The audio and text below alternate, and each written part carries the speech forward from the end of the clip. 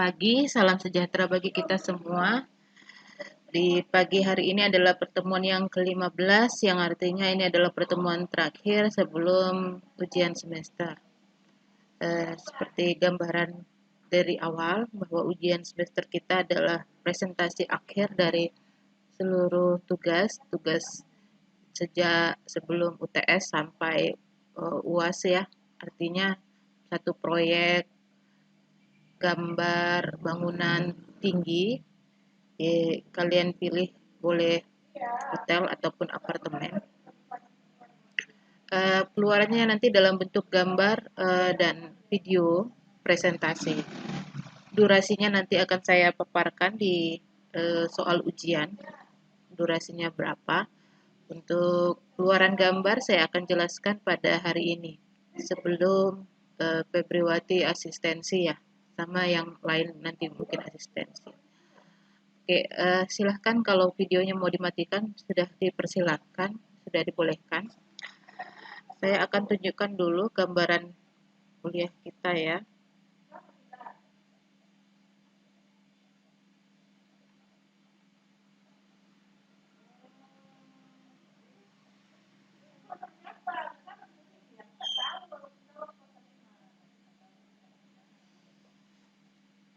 Ini adalah gambaran yang belum kita capai pada pokok pembahasan yang harus ditargetkan pada RPL Studio 4 tahun ini adalah membuat gambar sistem utilitas FE dan plumbing. Ini kenapa begini ya? Oke, pada prinsipnya sistem utilitas ya. Sistem utilitas itu terdiri dari ada plumbing,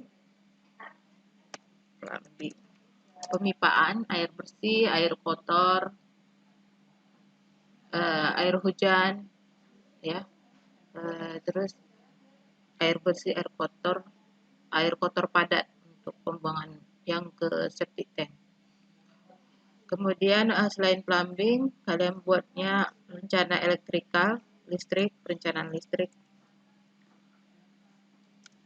baru AC, lift, pemadam kebakaran.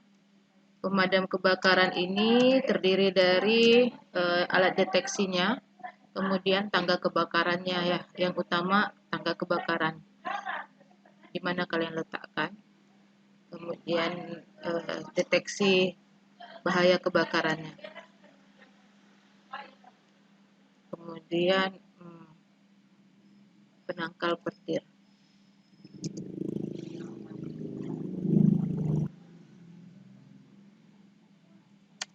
CCTV. Ini yang standar yang ada di sistem utilitas yang perlu dilampirkan di dalam gambar.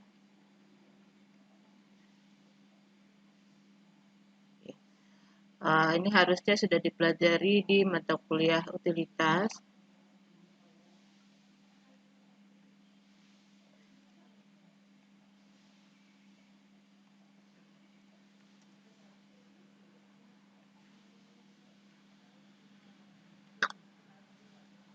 Kemudian membuat gambar rencana anggaran biaya.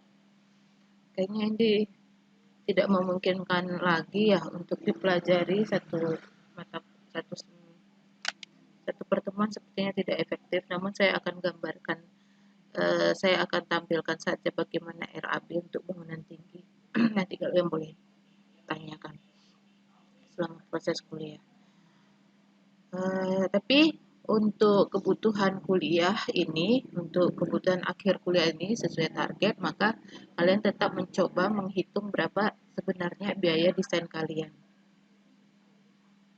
Jadi kalian tahu nilai-nilai material yang kalian persiapkan untuk desain kalian. Untuk perhitungannya sebenarnya simpel ya. Kemudian yang ketiga, kalian mampu mempresentasikan ide rancangan di depan kelas atau video, presentasi video.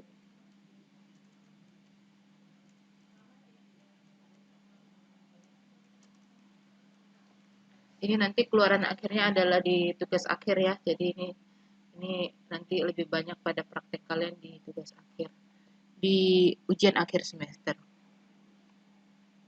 Indikatornya keluaran gambar kalian adalah ketepatan dalam menggambar rancangan sesuai skala dan format.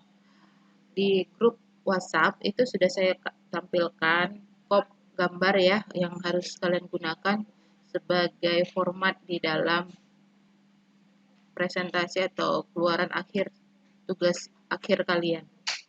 Formatnya dalam bentuk AutoCAD. Yang biasa pakai Archicad silakan disesuaikan. Yang penting isinya ada. Yang sisi kanan itu ada pembagian gambar dan lainnya. Kemudian membuat harga satuan dan analisa dan ketepatan menjelaskan hasil tugasnya masing-masing di depan kelas. Nanti untuk video presentasi di ujian akhir semester itu dimulai dari program ya, dari perencanaan awal ya, perancangan tugas analisa, kemudian program ruang, organisasi ruang dan konsepnya. Kemudian tahap berikutnya adalah gambar keluaran akhirnya. Bagaimana dana tampak potongan, kemudian masuk ke struktur dan mechanical electrical. Dijelaskan masing-masing dengan singkat. Durasi waktunya nanti saya tetapkan di ujian akhir semester. Untuk di sini sampai di sini ada pertanyaan nggak? Cukup jelas suara saya terdengar? Jelas, Bu. Cukup jelas ya. Suaranya lemas banget. Oke. Kita mulai dari yang pertama ya. Kalau sudah cukup jelas, jadi target ini kita dapatkan dulu di kuliah ini sebelum presentasi asistensinya. Untuk sistem cara membuat gambar rancangan, yang pertama adalah sistem membuat kop ya, kop surat, kop gambar. Ini daftar gambar yang nanti contoh daftar gambar nanti kalian sesuaikan di tugas kalian. Ini contoh yang sudah fix ya. Nah, kalian tinggal sesuaikan untuk gambar kalian. Kop ini ada di daftar ini ada di kop yang saya kirim di grup. Jadi ini adalah lembar kedua setelah sampul. Jadi ketika buka sampul yang kita lihat adalah daftar gambar, baru urutan gambarnya adalah gambar 3 dimensinya ya, dengan kode masing-masing nih. HR ini pengkodean yang dibuat si arsiteknya. Kalau 3 dimensi kan tidak ada skala. Baru jika ada perlu keterangan silahkan dibuat keterangan penjelasan. Kemudian halaman berikutnya adalah site plan. Skalanya kalian sesuaikan dengan ukuran kertas A3, cukupnya berapa dengan kondisi luasan lahan kalian itu. Jadi seluruhnya ya. Site plan ini memperlihatkan denah dan jalan. Lokasi jalannya ya, sisi kanan, sisi kiri kalau ada di persimpangan. Dan mata angin jangan lupa. Jadi di site plan ini wajib ada gambar itu ya, penataan lahan, denahnya, kemudian jalan di sekitarnya, dan mata angin. Kemudian gambar denah itu terdiri dari ground plan. Kalau di site plan tadi denah dari atas ya, tanpa atap sebenarnya itu ya, yang kelihatan atapnya. Nah, di denah ini adanya ground plan. Ground plan ini dia sudah fokus ke lahan, nampak aksesibilitasnya, pintu masuk gerbang ke lokasi, kemudian pintu masuk bangunan, tata parkirnya. Jadi yang dilihat di ground plan ini bagaimana site plan, bagaimana penataan lahan Anda itu punya akses ke bangunan. Nah, jadi harus ada ground plan. Mirip dengan site plan bentuknya, harus ada mata angin, harus ada jalan, namun dia menunjukkan tampilan denah lantai pertama. Sampai di sini bisa dipahami? Bisa, Bu. saya. Kemudian denahnya lantai 1, 2 denah tipikal ya, mulai 1, 2 kemudian denah tipikal. Setiap tipikal lantai dituliskan ya denah lantai 1 misalnya yang tipikal 1 sampai 5, nah tipikal 1 sampai 5. Kalau lantai atasnya sudah tidak tipikal dibuat lagi daftar gambarnya. Baru kemudian tampak potongan. Potongan ini minimal 2, paling minimal ya, paling bagus selengkap-lengkapnya. Potongan memanjang dan potongan melintang. Saya memanjang dan melintang. Ambil yang memang ambil potongan yang memotong di bagian tangga atau lift. Itu salah satu yang harus muncul di dalam potongan. Jadi syaratnya potongan memanjang, melintang, dan dipotong di bagian lift atau tangga. Sampai di sini bisa dipahami? Bisa, Bu. Bisa ya. Kemudian pola lantai ini misalnya mau pakai keramik, terus keramiknya dibuat pola apa? Biasanya ini penataan di lobi. Kemudian ada rencana plafon, kusen. Jadi rencana plafon ini boleh tipikal. Untuk daerah yang tidak tipikal silakan buat terutama di lokasi yang penting. Kalau kalian kekurangan waktu ya, yang penting itu di lobi. Rencana plafon di lobi, rencana pola lantai di lobi itu yang paling penting. Selain rencana plafon yang tipikal di ruang tidur ya. Kemudian kusen, ini ada rencana kusennya, kemudian detail kusen.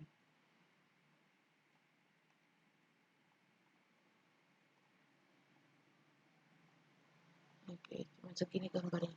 Ini standar perencanaan untuk arsitektur ya.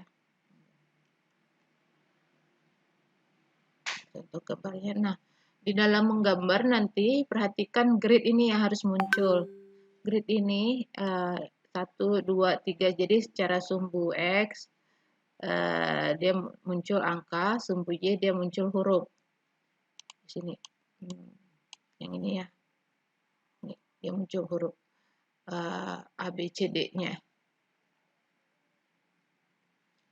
Membuat ini bisa, jadi ini gridnya ya, 7 meter, grid kalian berapa itu muncul di sini dengan simbol ini. Sampai di sini bisa dimengerti membuat gambar denahnya. Grid ini akan muncul juga nanti di struktur.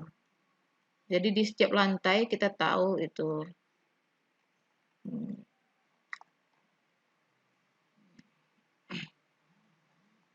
Ya, ini dia muncul di struktur ya. Itu adalah titik pondasinya.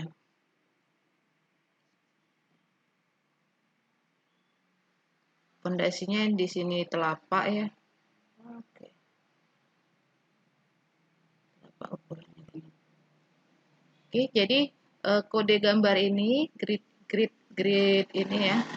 Ini muncul di arsitektur dan di struktur, di ME boleh hilang. Di ME kita lihat ME-nya. Oh, tidak bisa dibuka. Struktur dan ini ya, dapat kelihatan semua sih sebenarnya gambar ini. Jadi kalau dimensi ini sudah selesai, ini tinggal di copy aja diletakkan, tapi hati-hati jangan bergeser ya, karena ini sangat riskan. Titik pemindahannya harus tepat. Jadi ukurannya ini jangan ukuran ini ya, ukuran yang dipaksakan ya. Ini memang ukuran yang jujur, kalau 7 meter ya 7 meter, karena bisa kelihatan langsung nanti dari gambar kalian kalau ada ini ya. Misalnya ini kan bisa aja kalian explore angkanya kemudian dibuat angka 9 begitu ya. Ini pondasi untuk di strukturnya dan ada detail.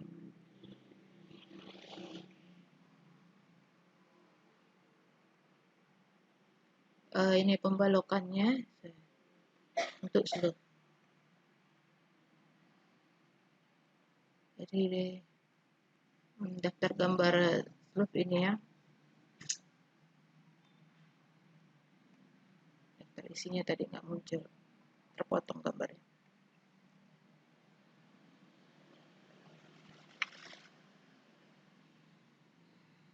Kemudian pondasinya kalau ada batu kali, kalau ada ram dibuat detail ramnya. Ini denah kolomnya, jadi struktur itu urutannya ini ya. Tadi detail pondasi, habis itu baru naik ke kolom.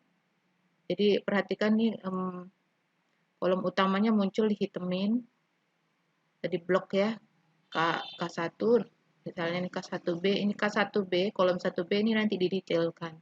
KP ini artinya kolom praktis.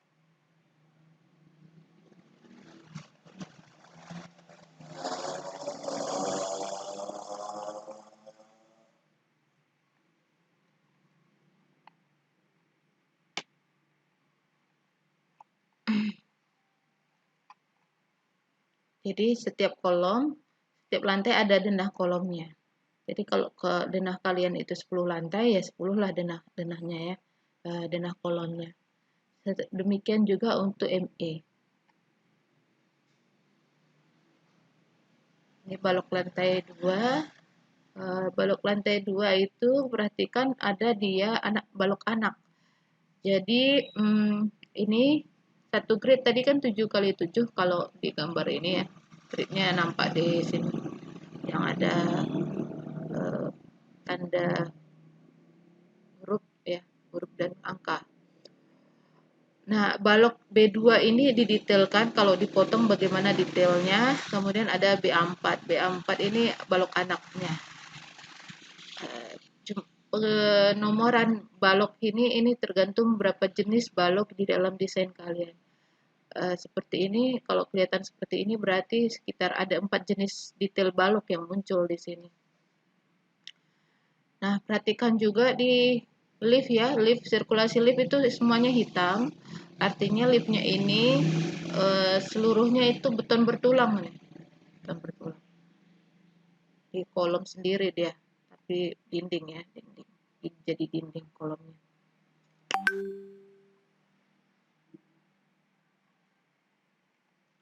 Ini denah balok.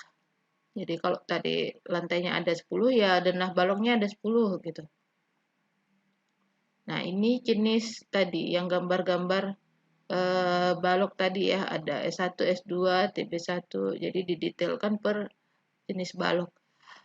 Ini mana yang jenis balok?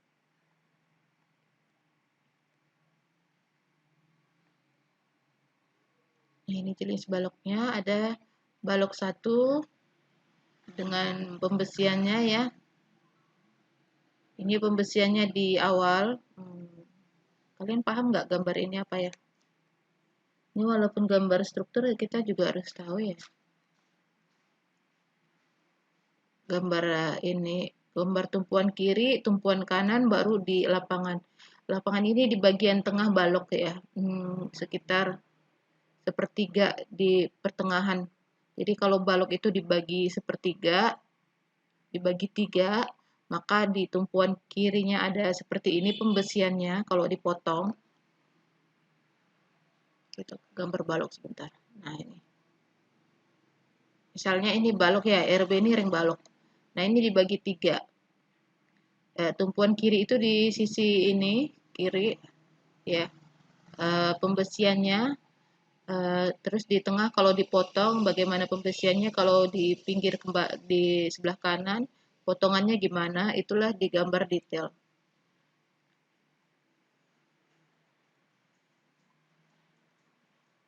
Nah, perhatikan nih, kalau di tumpuan kiri dan kanan dia sama bentuk tulangannya ya. Jadi perhatikan tulangan yang di tengah ini, di sini bedanya nih. Ketika di tengah, tulangan yang di tengah ini, yang di sisi nomor 2 ini turun ke sini dia. Jadi dibengkokkan dia ke bawah. Jadi dimensinya sama itu selalu. Kalau kita periksa itu, kalau 9, D22 artinya besi, ada 9 besi, dimensi 22 cm. Bisa dipahami nggak sampai di sini? Ini yang paling jelas ya, 5D22. Berarti ada 5 besi. 1, 2, 3, 4, 5. 5. Dimensinya 22 mili. Jadi diameter besi itu, D itu diameter ya, bukan dimensi. Diameter besi itu 22 mili besinya. Jadi kalau kalian di pengawasan nanti mengukur pakai ada alat roll besi begitu ya, bisa mengukur ini pas nggak di dua-dua, di awal, di akhir, dan di tengah. Bisa dipahami sampai di sini gambar pendulangan? Suara saya masih terdengar? Sama.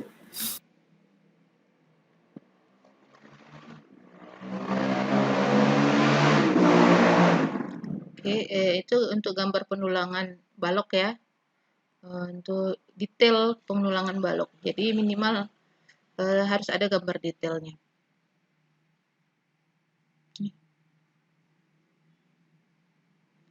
Kemudian kolomnya, kita lihat kolomnya. Nah, ini ada kolomnya jenis bulat, ada persegi. Bulat ini tergantung desain kita. Kalau desainnya di lobby bulat ya ada detail kolom yang bulat. Biasanya bulat itu untuk urusan estetis ya, walaupun sebenarnya yang bulat ini lebih stabil ya. Cuman pengerjaannya lebih rumit. Nah, perhatikan di sini ya gambar pendulangan itu. 10D19 artinya apa? Siapa yang bisa jawab?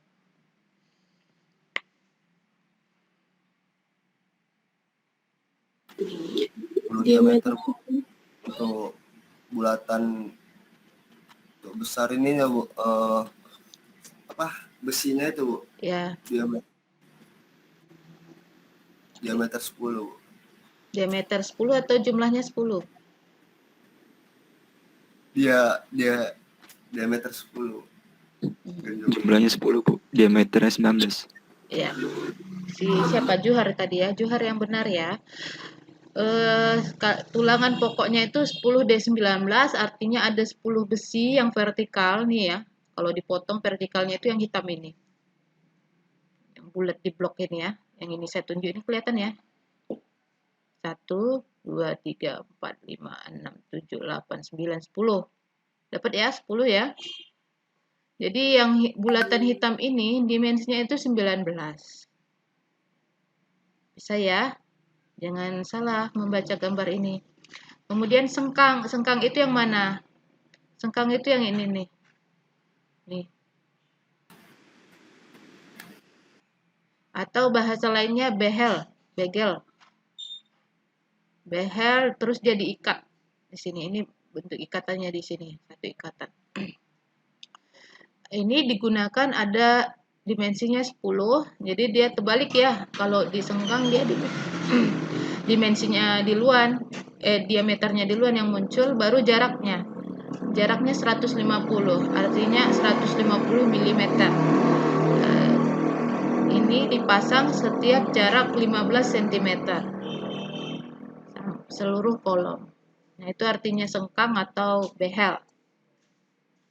Begel ya, behel, begel, sengkang itu sama. Bisa dipahami di sini? Coba. Kita lihat gambarnya yang biar jelas kalian ya, gambar 3 dimensi pendulangan.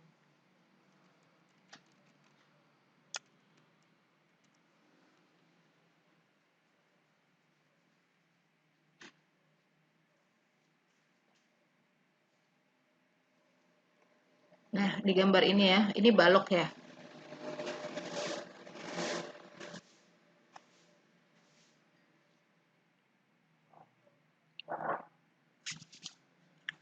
Ini kalian bisa lihat gambarnya ya.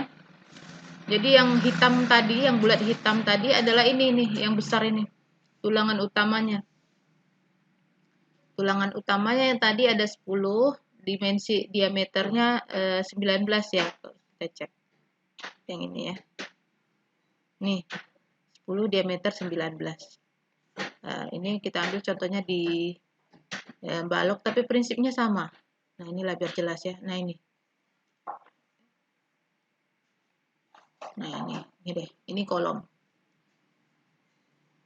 Jadi ini kalau dipotong gambarnya adalah ini, seperti ini ya. Kalian harus tetapkan berapa jumlah besi dan berapa diameternya. Kemudian behel atau sengkang itu ini. Jaraknya 15, dimensinya tadi 10 ya. Diameternya 10. Udah bisa terbayang ya, ini namanya behel, yang ini namanya tulangan pokok ya, tulangan utama. Di balok maupun di kolom itu sama, cuman di balok prinsipnya sedikit berbeda ya, di pinggir dan di tengah itu beda. Nah, ada yang ditekuk, cuman di sini nggak kelihatan. Kalau kalian kerja di lapangan nanti bisa terlihat. Kalau teliti sih.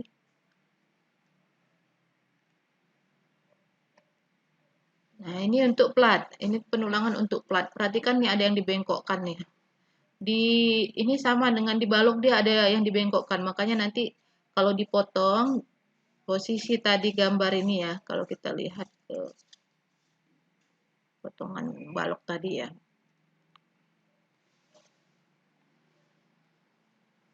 Nah, ini dia. Prinsipnya sama nih, penulangan balok sama plat di penekukan ini ya. Nah, ini tadi ya, yang tadi dia di tumpuan kiri, dia ada besi bagian tengah yang merapat ke atas nih. Ini tebal plat ini sebenarnya, ini plat. Plat lantai ya. Plat lantai kalau dipotong itu 15 cm, 12 sampai 15 cm. Tergantung hitungan strukturnya. Kalau plat lantai itu terlalu tipis, itulah nanti kita berada di lantai tersebut terasa masih bergetar deh tuh. Itu biasanya platnya terlalu tipis, plat lantainya. Bisa berbahaya sih kalau bebannya kelebihan ya, bisa ambruk. Jadi kalau yang bagus itu tidak terasa itu getaran di plat lantainya. Kalian lompat-lompat tidak ada yang bergetar. Nah, itu biasanya antara 12 sampai 15 cm ketebalannya. Nah, tulangan ini itu menopang plat, makanya dia berada dekat ke atas. Selebar plat lantai itu. Di tengah dia turun ke bawah. Jadi kalau kita lihat di gambar ini dia ada yang turun. Nah, ini dia. Di atas dia tadinya itu ditekukkan ketika berada di sepertiga bagian tengah di plat lantai. Dari sini sudah bisa kebayang? Bisa dipahami ya? Ini gambar struktur sih. Kuliah struktur kita sebentar ya. Di refresh. Oke, itu saja untuk gambar struktur.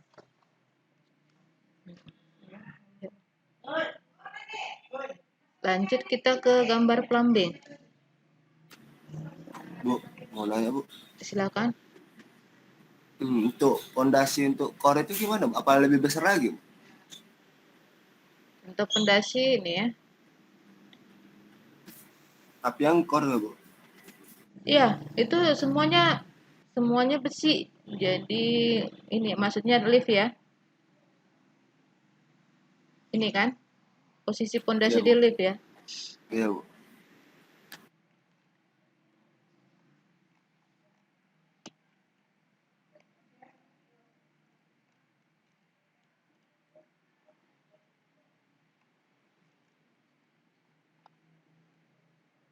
Nah, ini dia. Penulangan di lift.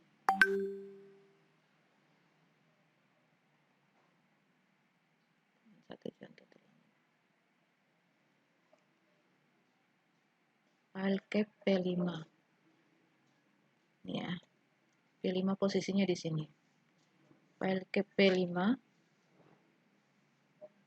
minus 2,5 ini kedalamannya ya. Sudah? P5 ini di denah fondasi kelihatan seperti ini. Ini lift itu ya, hitam semua. Udah, baru dilihat bagaimana di detailnya. P5, nah file cap P5. Jadi semuanya itu plat. Ini plat semua ini. plat yang kotak ini ya, ini plat. Plat itu tebalnya nih 120 ya, 120 cm, 12 cm. Bukan 12 cm, 1 meter 20. 10 cm ini ada dia sebelum ke tanah dia ada coran sama pasir. Jadi 10 pasir urupnya 10 cm, lantai kerjanya 5 cm, baru dia plat pondasi itu tebalnya 120 cm. Jadi 1 meter 20 ya. 1 meter 20 cm. Kebayangnya 1 meter itu ya, sepinggang ya. Sepinggang kita ya. Tebalnya. Dan itu besi semua. Besinya nih perhatikan nih.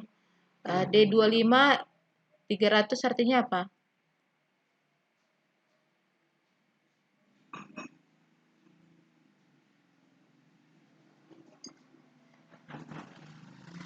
Bisa jawab, siapa yang bisa jawab? D25 300 artinya? Diameter 25 berjarak 300. Iya, diameternya 25 cm, 25 mili, jaraknya 300 mili. Ya nunjuk kemana? Kalau nunjuknya ke ini, lingkaran ini, kotak ini, ya segitulah dia. Itulah yang ditunjuknya ini, yang garis ya. Garis ditunjuknya di belakang, dan itu yang bulat juga ditunjuknya. Jadi itu D25 300. Jadi kayak tikar dia yang dianyam.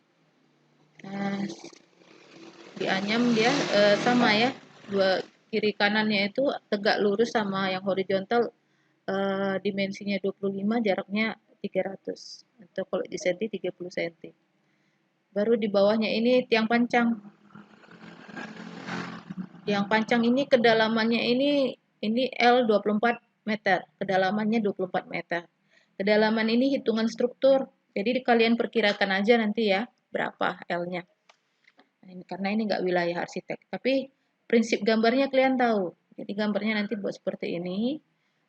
Kira-kira hitungannya seperti ini. Ini panjang kedalaman ini tergantung kondisi tanah, setiap lokasi pasti beda. Bisa jadi walaupun satu lokasi bisa jadi tiang pancangnya kedalamannya berbeda. Struktur tanahnya bisa tiba-tiba berubah itu. Jadi sebelum dibangun dia harus diteliti dulu kekuatan tanahnya. Nah, itu urusan sipil lah ya. Tapi prinsip kerjanya kalian harus paham. Nah, ini lihat, perhatikan dia dari muka tanah 0.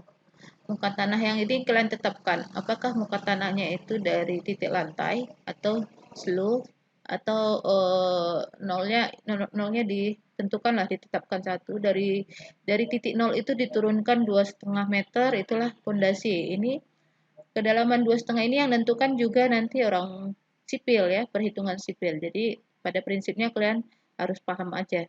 Jadi silakan gambarkan seperti ini polanya.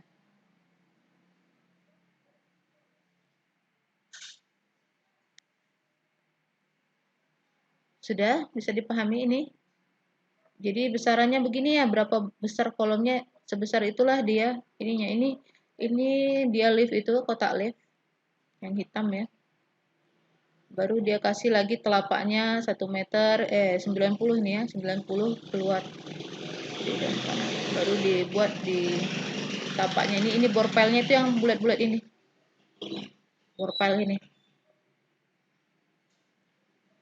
Borpelnya itu lebarnya 60 cm ya, diameternya itu bulatan yang dipancangkan ke bawah tanah itu 60 cm. Dia sekitar lebar lemari ya, sepanjang 24 meter. Nah, jadi di sini struktur yang paling mahal di lift ini. Karena itu dalam merencanakan lift itu harus efisien. Ya. Jadi dari strukturnya bisa kelihatan mahalnya. Satu borpile ini aja berapa juta ya, nanti kita bisa tengok di RAB-nya. Sudah cukup jelas ya? Siapa tadi yang nanya? Sudah. Oke, ini struktur. Jadi kalau yang nampak di pondasi untuk struktur ME itu ya lift. Untuk ME yang lain itu umumnya dinampakkan di ada ruangan ya, ruangan, dan itu nggak butuh struktur khusus. Bebannya di atap kalau di desain ini untuk ME-nya.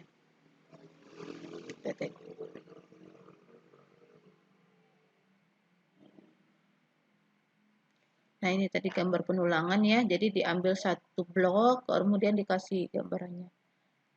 Nah, penulangan seperti ini ya dia. Ini gambarnya sederhana sekali sih. Paling sederhana ini. Nah, ada kelihatan balok anaknya, tapi digambarkan putus-putus. Kemudian penulangan platnya disebut ini. Ini artinya diameternya 10, jarak 15 ya.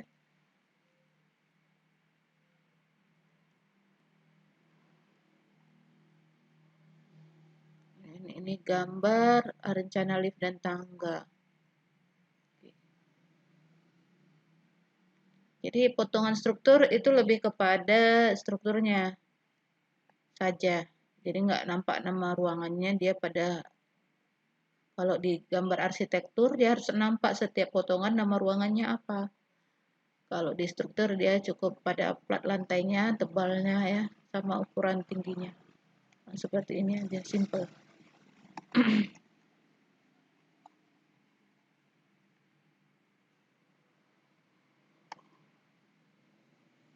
Nah ini untuk lift, potongan liftnya ya. Ini bisa dipahami nih gambar apa nih? Oke.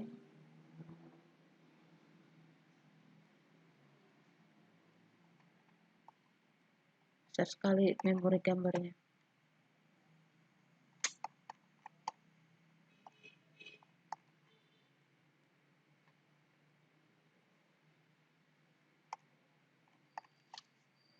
Ini ya gambar potongan liftnya, kelihatan pintu lift itu ya, rumah liftnya.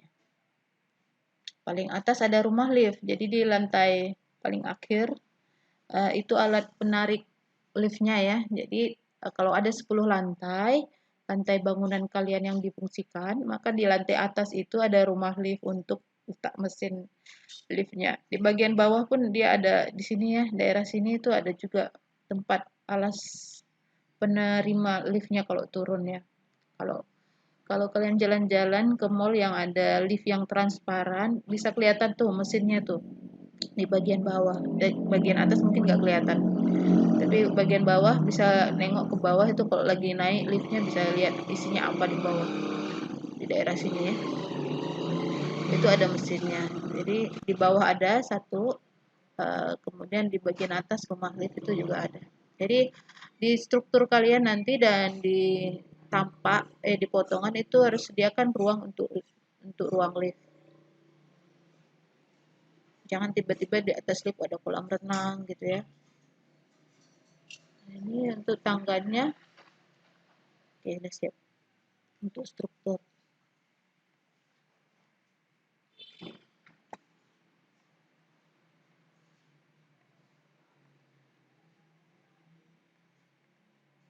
Oke, sampai di sini dulu untuk sementara. Nanti kita tunggu, kita lihat dulu presentasinya siapa yang belum presentasi? Febriwati, silakan Febri. Nanti saya sambung lagi bagaimana RAB dan ME setelah si Febri presentasi. Silakan Febri.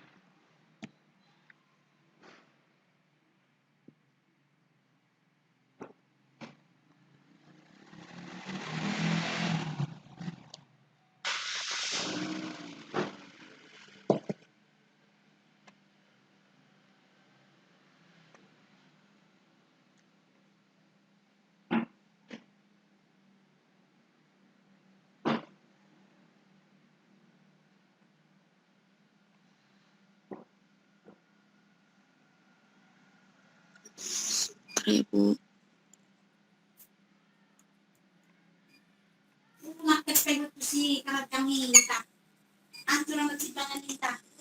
Udah kelihatan belum, Bu? Udah. Cuman kecil ya gambarnya ya? Sudah, tapi gambarnya masih kecil. Jadi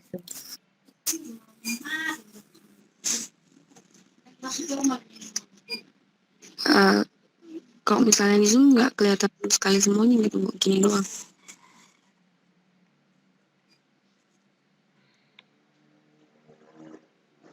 ya sudahlah, coba kamu jelaskan dengan gambar begitu. Jadi di bagian kanan itu di situ ada pintu masuk, lalu di sebelah kirinya Mana? itu ruang Mana kanan, mana ruang kiri? Kamu nggak bisa pakai kursor? nggak bisa, Bu. Kemarin udah dicoba nggak bisa. Ini saya dari handphone gara-gara kalau di laptop nggak bisa diinstal Google Meet-nya.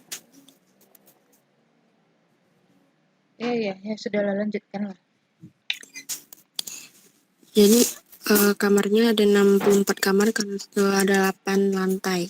8 lantai. Jadi di situ ada di sebelah tangga itu ada kamar mandi.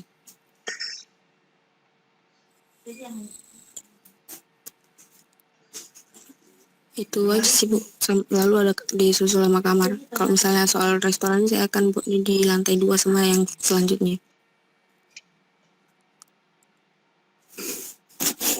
Udah, itu aja gambarnya. Untuk dana lantai 1, Bu. Yang sudah siap cuman itu. Apa, Bu? Gambar kamu cuman ini.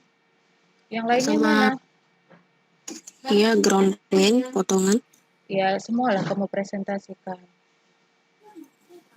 Oh iya, Bu.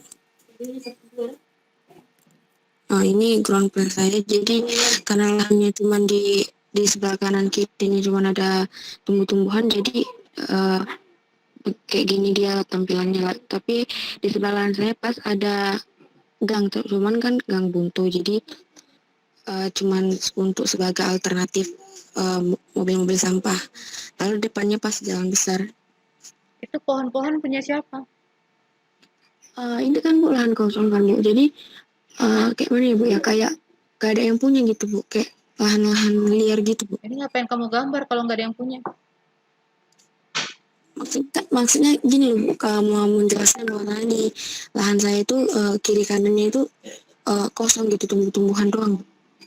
Ya, tapi kan nggak lebih besar pula tanaman orang daripada bangunan kamu. Ngapain kamu gambar lahan yang bukan lahan kamu? Lahan kamu yang mana? Yang ini, Bu, yang di tengah yang ada adonannya. Ya, gambar kamu yang harusnya mendominasi, bukan gambar lahan orang. Ini besaran rasionya aja lebih besar gambar lahan orang. Ngapain gambar lahan orang? Seberapa luas bangunanmu itu saja, yang di luar situ hanya sebagian kecil, cuman menunjukkan itu tidak perlu kamu gambar dengan warna lagi. Cuman tulis saja ini lahan kosong udah cukup dikenal, cukup tahu, informatif. Ini pohon sebanyak ini untuk apa? Memangnya kamu mau menghitung pohonnya untuk apa? Mau dipanen? Gitu ya.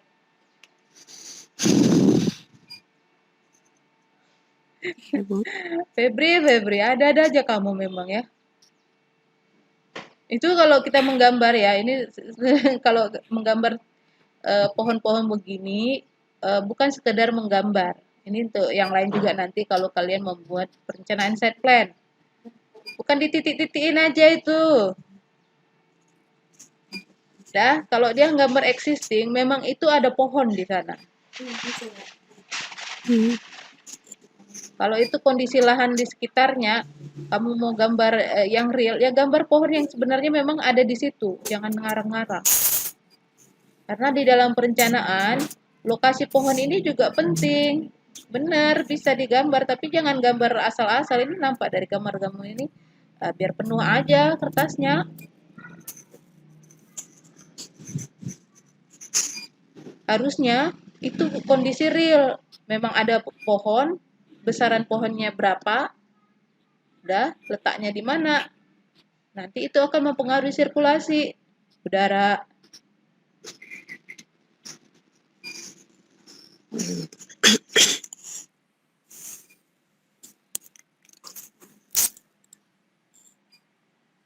Jadi kan Bu, kalau misalnya lain saya kan ditumbuhi itu kan pohonnya memang berjarak, tapi kan ditumbuhin kayak padi gitu kan Bu. Itu juga dibuat juga. Kamu mau gambar padinya? Nggak bisa diganti jadi yang lain gitu, entah kayak misalnya entah dibuat jadi rumput. Kamu nggak usah ngurus lahan orang. Lahan kamu aja yang kamu tata. Udah? Kamu tulis keterangannya lahan kosong udah. Nggak sanggup kamu gambar realnya itu. Itu kan Bu, yang balkon scouting tuh kan Bu. Scouting Ya, itu kan ukurannya berapa? Ada 3 meter itu. panjangnya Bu. Panjangnya berapa? 3, baru lebarnya kan mengikuti kamar itu yang saya buat. Berapa meter? Kalau misalnya ini 3, 6. 3 kali 6. Lebar pintu berapa, Febri? Pintu kamar kamu berapa lebarnya? Ada 3 meter? Oke deh Bu. Nggak ada. Itu daun pintu lebarnya 3 meter apa 1 meter itu? Daun pintu kamu itu lebar berapa itu? Kalau daun pintu cuma lebar 1 meter, maka sisanya nggak mungkin 2 meter. Makanya 3 kali 6 di mana 3 kali 6-nya, Febri?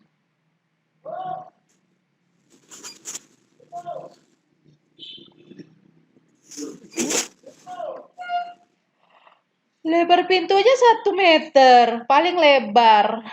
Kecuali kamu mau pakai pintu rumah sakit, 2 meter.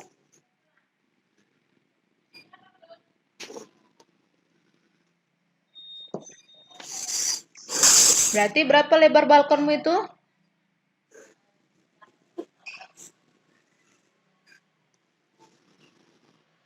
Jawablah, Febri. Iya Bu. Berapa pertanyaannya? Bukan ya atau tidak yang saya tanya. 1,5 kali 3. Oh, 1,5 kali 3.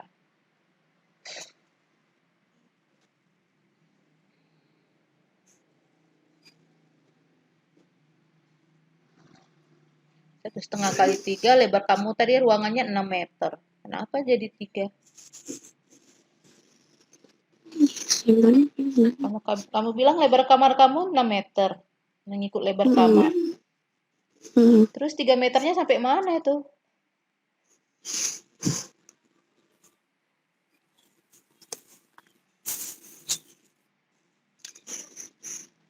Febri, kamu nggak bisa AutoCAD ya? Bisa Bu. Bisa. Coba kamu ukur sekarang AutoCAD kamu itu. Berapa lebarnya? Coba ukur. Ini AutoCAD Bu.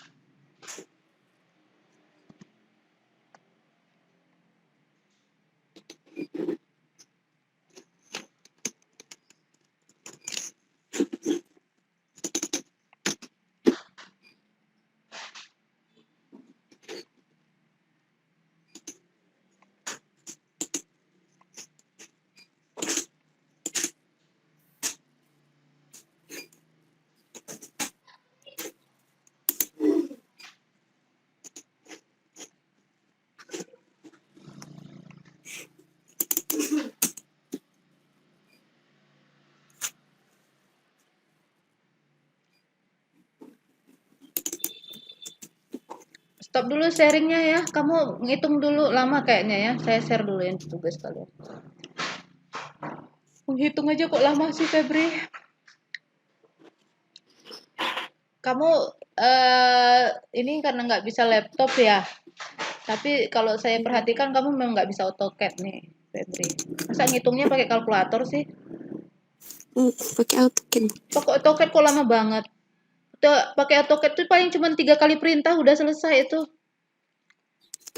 Iya Bu, apa namanya itu Bu? Ngelay Bu. Banyak kali alasan kamu lah. Sudahlah, ditinggal aja deh. Nanti kabarin kalau udah siap ya.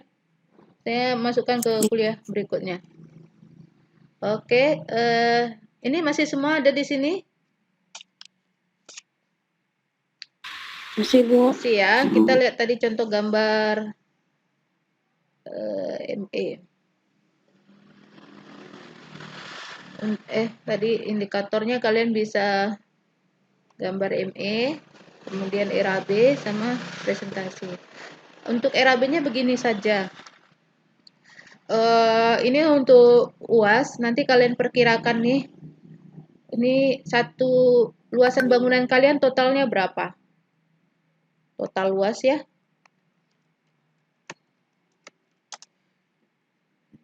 Lebih bagus kalau dirincikan per lantai berapa, kalikan 10 juta meter persegi. Sudah?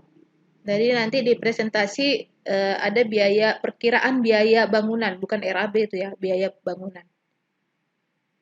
Nah, kalau ngerjakan ini bisa ya? Bisa Bu. Bisa ya, jadi kalian minimal tahu perkiraan biayanya bangunannya berapa. Bu, berarti itu luasan 10 lantai kan Bu? 10 lantai, iya dari lantai 1, 2, 3, sampai 10 lantai. Kalau ada di atasnya ruang ME, karena untuk ruang lift, hitung. Misalnya di atas ada tambahan ruang untuk ME ya. Biasanya ada ME mesin-mesin di atas, nah itu dihitung luasannya.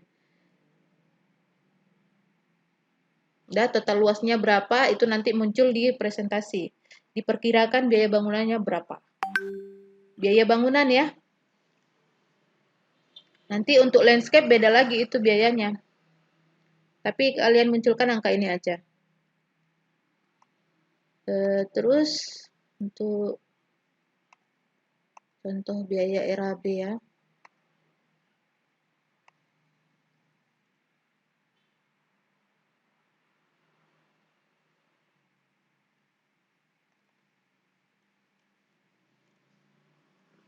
Contoh biaya RAB saya belum ketemu.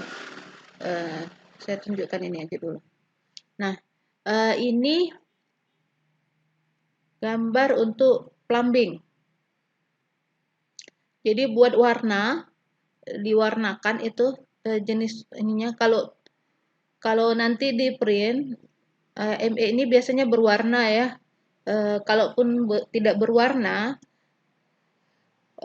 notasi garisnya harus kalian perhatikan, harus ada berbeda. Misalnya ini garis putus-putus, garis putus titik, garis, atau garis titiknya 2, garis atau garis tebal. Prinsipnya setiap jenis pipa ini harus berbeda warnanya, beda simbolnya. Paling bagus memang dia simbolnya berbeda, jangan garis kontinu ini. Terus warnanya juga beda. Jadi di jaga-jaga, misalnya ini kan harus difotokopi di lapangan. Kalau dia berwarna kan sulit cari fotokopi besar. Ini kan biasanya ukuran A3 paling kecil, A3, A2, A1. Kan susah cari fotokopiannya. Jadi kalau udah difotokopi biasanya jadi hitam putih. Kalau dia hitam putih masih terbaca gambarnya. Kalau dia masih pakai simbol garis-garis putus atau titik-titik. Jadi paling bagus simbolnya seperti itu. Berbeda ya. Kemudian diberikan warna. Warna itu enaknya lebih mudah kita membacanya. Nampak tuh jalurnya ya. Nah ini kan bisa kelihatan nih gambar pipanya. Semua saluran jaringan air itu satu posisinya. Air bersih, air kotor satu supaya memudahkan perawatan. Ini perhatikan nih. Nah dari air kotornya, air kotor padat ya, septic tank. Terus dia lari ke saf, safnya di sini. Kotak saf itu. Nah, perhatikan kotak safnya ini. Nah, air kotor, air bersihnya dikasih warna biru muda. Nah, ini bisa nanti kalian buat gambarnya garis putus-putus. Nah, atau di garis septic tanknya garis tebal gitu ya. Tebal tipis juga bisa membantu. Jadi teknik komunikasi gambarnya. Ini untuk gambar plumbing. Di plumbing ini dia kemana? Nah ini sini ujungnya ke IPAL. Ini kan fungsinya rumah sakit ya. Rumah sakit itu ada pengolahan limbahnya. Instalasi pengolahan air limbah IPAL. Nah di hotel juga tetap ada ya ininya ya seperti ini ya pengolahannya. Jadi nggak boleh langsung buang ke kota itu. Harus ada pengolahannya dulu. Cuman kalau untuk rumah sakit tentu ada kajian lebih ilmiah ya, lebih rumit ya hitungannya. Nah untuk kalian masih fungsinya IPAL aja dulu buat. Bisa dipahami untuk plumbing? Nah ini perhatikan untuk kamar mandi yang umum ya, yang banyak ya. Jadi jalurnya hindari bentuk siku, seminimal mungkin jangan siku, langsung dia tariknya terus ya. Kayak ini rentan dia sumbat. Yang seperti ini salah ini. Paling bagus begini, lurus langsung ke shaft. Shaft itu secara vertikal diturunkan ke lantai dasar, baru dari lantai dasar diturunkan ke IPAL, baru dibuang ke kota. Ada yang mau ditanya sampai di sini? Cukup? Jelas? Nah ini perhatikan ya notasi dimensinya muncul lagi, grid-gridnya itu tetap muncul ya. Ini kemudahan kita kalau melihat bangunan, mendesain bangunan dengan pola grid. Dari letak kolomnya kita udah tahu nih panjangnya perkiraannya berapa. Ini sekitar 10, berarti ada 70 meter gitu. 3 grid berarti 21 meter. Sudah? Kalau sudah cukup jelas untuk plumbing, kita ke listrik. Nah, listrik seperti ini ya. Stop kontaknya. Ada stop kontak. Perhatikan simbolnya nih. Ini 1 saklar, 2 saklar yang ini ya. Stop kontak ini. Oh, ini masalah dayanya ini. Nah, ini dia ya, saklar tunggal, saklar ganda itu muncul beda. Nah, ini kabel tray. Ini kabel tray ini tahu nggak, pernah lihat nggak kabel tray? Jadi seluruh kabel itu ada sarangnya di atas ya, kalau di mall itu pernah kelihatan gitu.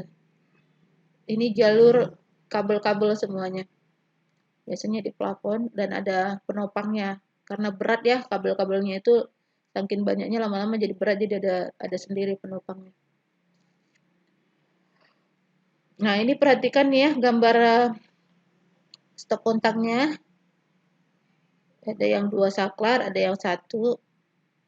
Nah, ini di gambar polanya 42 40.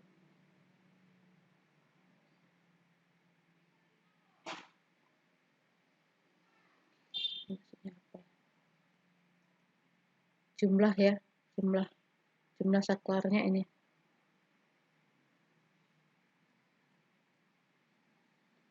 Udah cukup jelas di sini untuk stop kontak.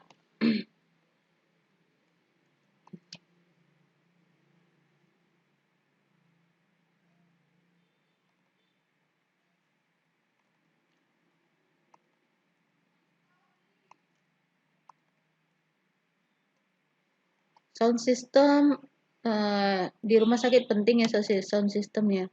Kalau di hotel kayaknya belum. CCTV.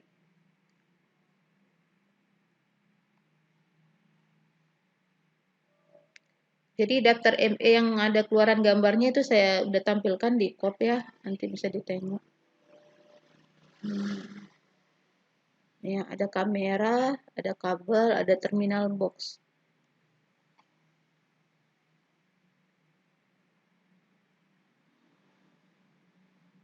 Ini ya, kameranya di sini. Terminal boxnya. Jadi semua kabel tadi yang stop kontak juga di kabel tray tadi ya. Ini dia digambarkan. Terminal boxnya di mana nih kamu? Terminal box. Ya, di ruang ME ini. Sini deh. Jadi kabel traynya itu terminalnya di satu tempat semua nih. Ini dia. Bisa dilihat? Ini ya, terminal boxnya. Jadi traynya ini tadi semua juga mengarah ke sini karena kabel-kabel semua pusatnya di sini. Nah, ini ruang CCTV. Satu aja, nggak setiap lantai. Namanya CCTV. Dia memantau semua lantai ya, meminimalkan pengawasan setiap lantai. Itulah gunanya CCTV. Kalau enggak ya kita buat aja satpam di setiap lantai. Kalau setiap lantainya ada. Sampai di sini bisa dipahami nih membuat CCTV?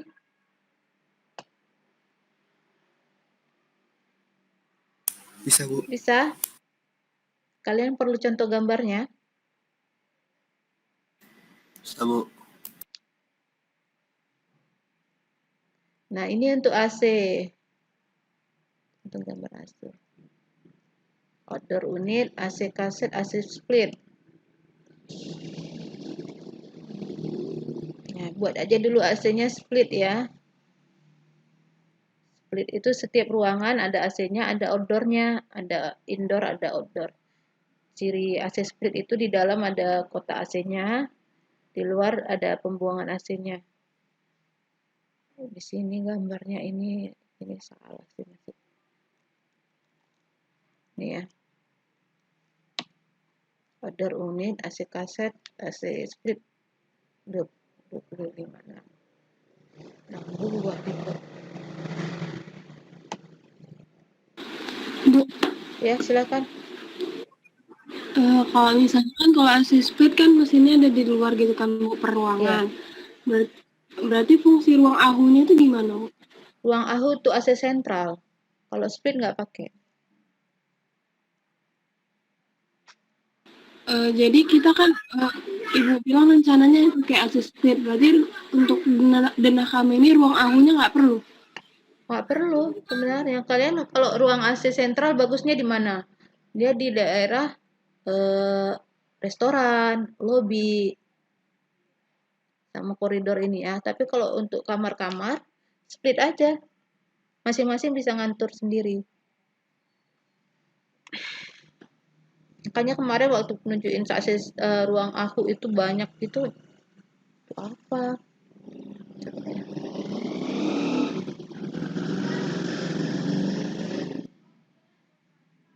Nah, ini dia. Ini ruang mesinnya di atas. Jadi digunakan dia tidak di kamar ya, tapi di koridor sama lobi.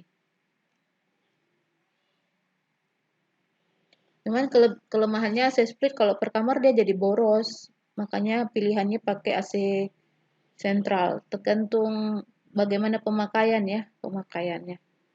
Kalau AC sentral, pakai nggak pakai AC itu sekeliling bangunan ada. Harus ada. Kalau AC split bisa dimatikan di mana yang dibutuhkan aja yang dihidupkan.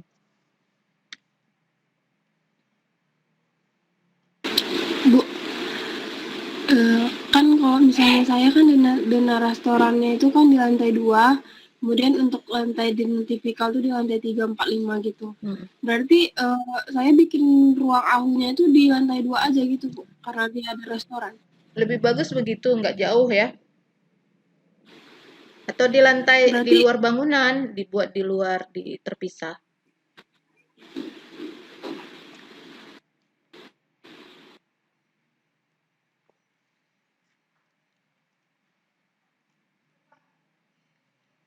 Efisiensi.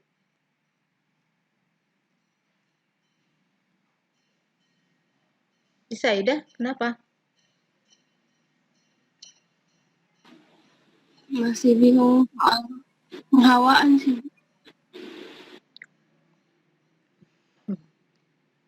Penghawaan AC ya. Nggak masalah, AC itu teknologinya itu berkembang sangat cepat ya. Apa yang dipelajari di buku utilitas dengan teknologi AC sekarang itu sangat berbeda jauh. Tapi untuk gambar ini kalian punya keluaran untuk penataan ruang penghawaan buatan. Itu aja. Pada dunia kerjanya nanti, itu sudah lingkup kerja ahli ME. Tapi arsitek harus tahu prinsip kerjanya, apa itu RC split sama sentral, di mana diletakkan. Gitu. Kemudian Bu, satu lagi, saya bingung di exhaust fan itu Bu, untuk toilet itu gimana ya? Kan itu penghawaan juga.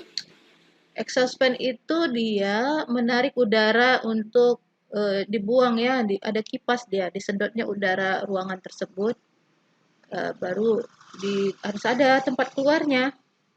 Jadi disalurkan ke shaft gitu ya, atau ke ruang luar. Jadi tidak pengap udaranya. Jadi dia di situ tidak pakai AC, pakainya exhaust fan untuk kamar mandi ya, kamar mandi yang tidak punya ventilasi ke luar. Misalnya kayak kamar mandi ini ya, ini kan kamar mandi nih. Nah ini perlu exhaust fan nih, supaya ruangan ini yang bau ini tidak lari ke kamar nih hawanya. Kalau ini tidak disediain exhaust fan, dia akan keluar ke kamar nih, penghawaan. Dia akan nyari udara kan, karena ini kan panas nih, kalau dia siap dipakai kan suhunya naik, suhu ruangannya naik. Kalau suhu ruangannya ini berbeda, maka udara akan ngalir tuh dari yang tinggi ke rendah. Tuh. Jadi untuk menjaga itu, maka di sini ada exhaust fan. Exhaust fan itu menyedot udara ini yang tadi di sini ini dibuang keluar. Jadi harus ada pemipaan keluar. Itu letaknya di shaft ya Bu, yang shaft untuk per ruangan kamar itu? Iya, bisa di shaft. Nah, tapi di sini harus ada lubang ya, lubang kotak shaftnya harus ada. Kotak shaft, kotak exhaust fan-nya. Kotak exhaust fan, dari kotak itu nanti disalurkan pipa ke shaft. Oke, bisa?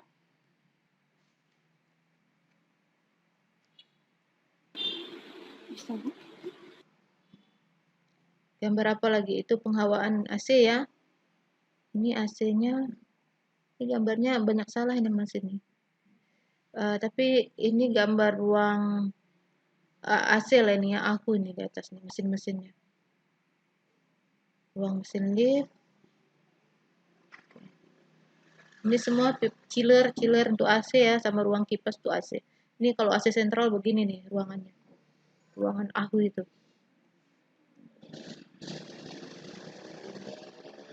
Banyak kan, jadi kalau ruang akunya per lantai ya.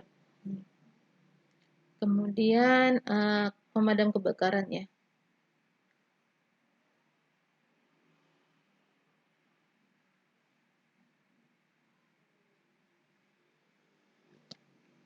Pemadam kebakaran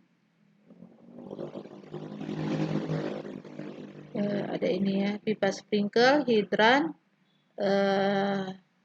tahu ya sprinkle ya, sprinkle yang ada di setiap ruangan ini, head sprinkle. Jadi kalau ada kebakaran dia mendeteksi ada asap, bisa pakai asap ataupun pakai suhu ya, dia langsung bikin terhubung ke sistem alarm, jadi ruangannya berbunyi. Jadi sound system tadi hubungannya ke sini. Di mana diletakkan sprinkle-nya. Kemudian ini apa contohnya lagi? Portable high ini ya.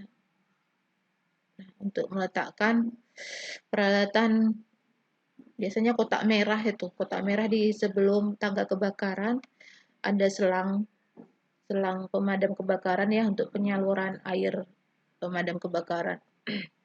Sama disediain ada kapak ini di sini untuk memecahkan kacanya, biasanya ada martil di kotak-kotak sebelum masuk ke tangga pemadam kebakaran.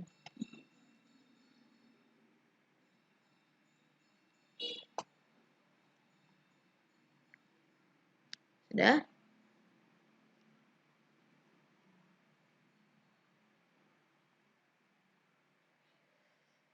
Jadi prinsipnya namanya sprinkle ya, dia mendeteksi setiap ruangan. Jadi sprinkle ini kan ada radius penyebarannya nih. Ya, perkirakan aja deh radiusnya 3 kali 3. Maka setiap radius 3 kali 3 atau 9 meter persegi dia ada sprinkle. Sudah bisa dipahami? Jadi kalau ada asap dia pecah ya, pecah terus mengalirkan air supaya langsung dipadamkan apinya. Jadi dia terhubung ke pemipaan khusus untuk pemadam kebakaran. Airnya dari mana? Airnya dari atas dan juga bisa airnya dari bawah. Tapi biasanya ini diletakkan ada tangki air chiller itu yang dari AC. Tahu? AC itu kan juga butuh air ya untuk mendinginkan udara. Nah, biasanya air sisa pendingin udara itu ada stok untuk pemadam kebakaran. Bisa dialokasikan ke situ. Kemudian memang ada tangki yang tetap disediakan untuk kebakaran. Jadi kalau terjadi kebakaran, bangunan ini otomatis tetap bisa memadamkan apinya sendiri, nggak nunggu pemadam kebakaran. Dan airnya itu harus terpisah dengan kebutuhan air bersih penghuninya, itu pisah sendiri tangki airnya. Sudah? Bisa dipahami itu? Jadi di plumbing nanti juga ini masuk ya. Makanya perlu shaft. Kalau sudah bangunan tinggi begini, dia masuknya ke shaft. Di sini, di shaftnya kotaknya di sini ya. Ini tidak terhubung. Yang digambarnya hanya apa ini? Gambar apa ini? Garis kuning ini. Pipanya.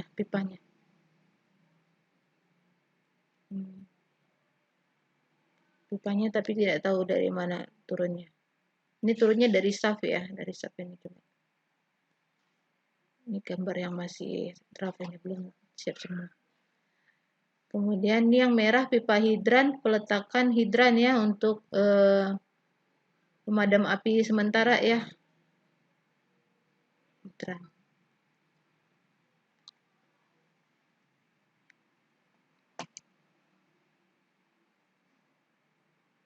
Nah ini, jadi bisa dari luar masukkan. Dia pakai ground tank.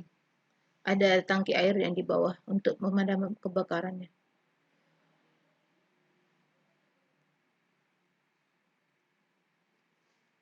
Pipa hidran. Untuk memasuk airnya ya. Oke. Itu sudah untuk ME, kemudian penangkal petir. Kalau bangunan tingkat tinggi, 2 lantai ke atas itu sudah harus ada penangkal petir, apalagi 10 lantai ya. Nah, itu letaknya di paling atas.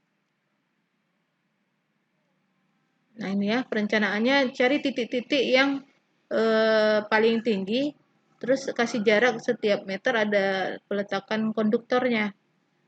Di sini, sepanjang ini jarak 3 meter ini biasanya. Kemudian ada ground itu ditanam ke dalam tanah, jadi distabilkan listrik petir itu.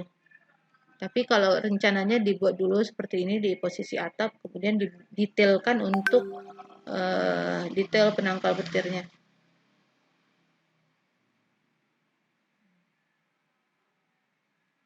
Nah ini ya, ini penangkal petirnya. Ini jarak-jarak 3 meter nih biasanya. Konduktor ini nangkap petir itu diturunkan ke bumi. Ini groundnya di bawah tanah. Nah, hati-hati ini harus letaknya ini di mana harus benar-benar terlindungi kabelnya ya. Yang bisa diawasi juga tidak terbuka. Kalau terbuka dia bisa mengalirkan petir ya. Kalau ada yang megang bisa kena petir juga, kena sambar. Dan dia langsung ke tanah.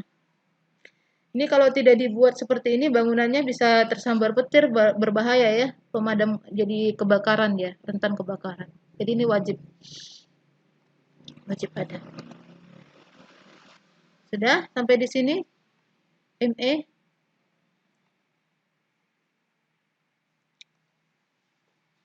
Ada yang mau ditanya?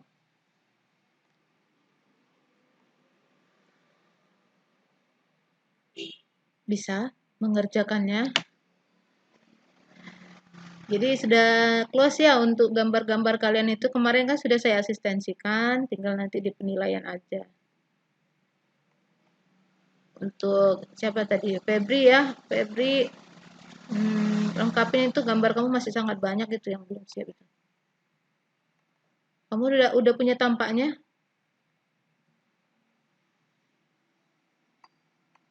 Febri, kamu masih ada? Nggak ada lagi ya? Mungkin udah dibilang 20% dari harga proyek atau gimana gitu sih, Bu. Perhitungan juga. Setahu saya sih gitu, Bu. Kamu dibayar 50.000 per? Gak ada, saya nggak ada. Nggak ada, belum terima proyek ya? Cuman magang aja sih, Bu. Magang berapa dibayar? Di situ tempat saya desainnya dikali 50.000, Bu. Per? Gitu. Per gambar? Per itu, lembar? Enggak, Bu. Itu kan misalnya kalau udah sama, dia misalnya minta RAB itu kan kali 55.000, Bu. Kalau nggak sama RAB 50.000, Bu. Desainnya apa? Rumah, Bu. Rumah ya? Bu. Rumah biasa gitu, Bu. Kayak desain rumah. Kalau pakai RAB 50.000. Kalau nggak pakai RAB 55, Bu. 55. Kalau nggak pakai RAB 50 gitu lah, Bu. RAB cuma 5.000 hitungannya, selisihnya. Saya juga belum ini sih, Bu. Saya nggak terlalu, soalnya saya cuma magang, nggak ada ngambil duit gitu, Bu. Jadi ya saya tahu, saya cuma dengar-dengar kalau cuma pakai RAB ya paling 55.000 sih. Kalau nggak pakai RAB juga kurang tahu juga, Bu. Paling 15.000 sih, Bu. Kurang gitu, Bu. 15.000. Mumpung lagi magang, isi di tempat kamu magang itu kamu serap semuanya. Ya, Bu. Cuman kan kayak Ibu tadi bilang kan 10 juta per itu udah material. Kalau misalnya rumah kan paling luas tanah kali 3 juta, Bu, pasaran untuk bangun rumah gitu kan, Bu. Makanya jauh gitu, Bu. Jauh lah, strukturnya aja besar. Iya, makanya itu, Bu. Baru tahu juga kalau untuk yang bangunan tinggi. Nah, itu 10 juta perkiraan saya. Kalau di data pemerintah itu 6.600.000, namanya IHSG, Indeks Harga Satuan Bangunan, itu dikeluarkan sama pemerintah provinsi. Cuman biar angka kali-kalinya biar mudah ya, saya buat aja 10 juta. Gitu ya, Vicky ya. Jadi kalau pemerintah daerah biasanya ada mengeluarkan data IHSG namanya, Indeks Harga Satuan Bangunan. Itu untuk memperkirakan biaya bangunan gedung pemerintah. Jadi misalnya ada pemerintah tadi ya, Sibolga mau bangun rumah sakit. Berapa perkiraan biayanya ini untuk biaya bangunan gedungnya di perencanaan yang mau disiapkan. Jadi sekitar misalnya harga bangunannya itu luas lantai bangunannya itu 100 juta. Dikalilah 6.600.000, sekitar berapa? 6 M ya. 6 miliar ya, 6,6 M. Dari 6, M inilah baru bisa dihitung biaya arsitek berapa, biaya MK-nya berapa, biaya ahli ME-nya berapa. Nah, kalau untuk rumah sakit, laboratoriumnya itu beda biayanya. Pasti lebih mahal. Karena itu kan semen semua, itu besi semua, itu kalau ruang operasi, ruang radiologi. Nah, itu nanti dari 6,6 itu naiknya 1,5 poinnya. Jadi 6,6 juta dikali 1,5. Harga per meternya lebih tinggi. Itu, Bu, itu Ibu yang perkiraannya, Bu, itu 10 juta itu hanya untuk satu lantai doang atau udah untuk keseluruhan satu lantai doang? Total ya. Kalau pakai standar pemerintah 6.600.000. Saya pakai standar studio 4 aja ya, biar mudah ya.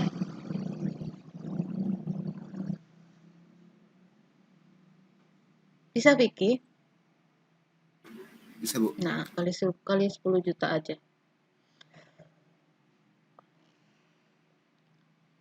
Nah, untuk RAB.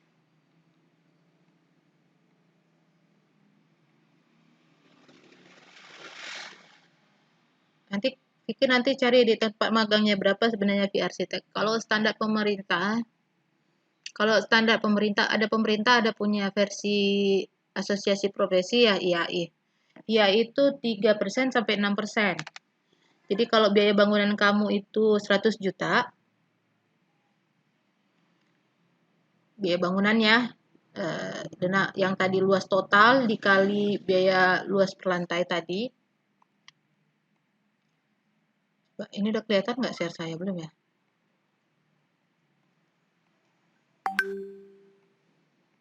Nah, misalnya ini ya. Kalau biaya pemerintah itu kan sekitar 6.600.000. Kalau kalian punya desain bangunan, harganya setelah total luas bangunan dikali ini IHSG nih, indeks harga satuan.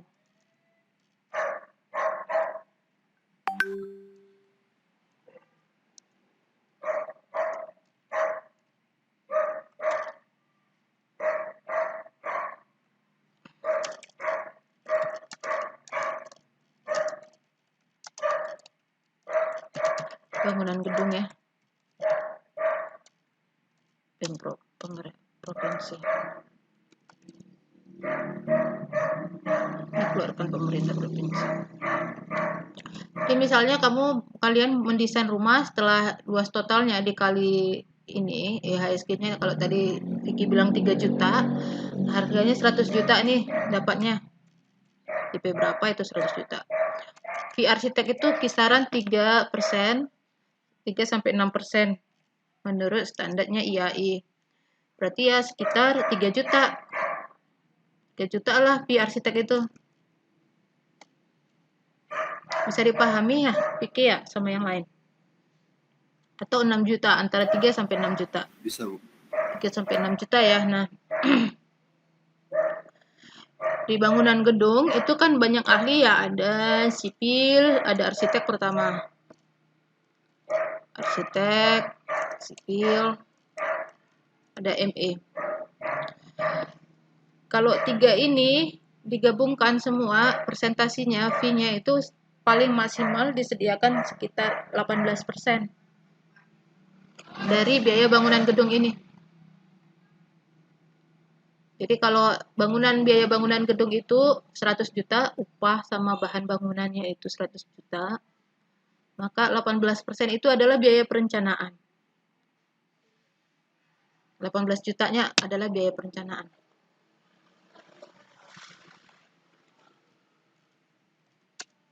Maksimal ya, ini tergantung negosiasi. Bisa dipahami?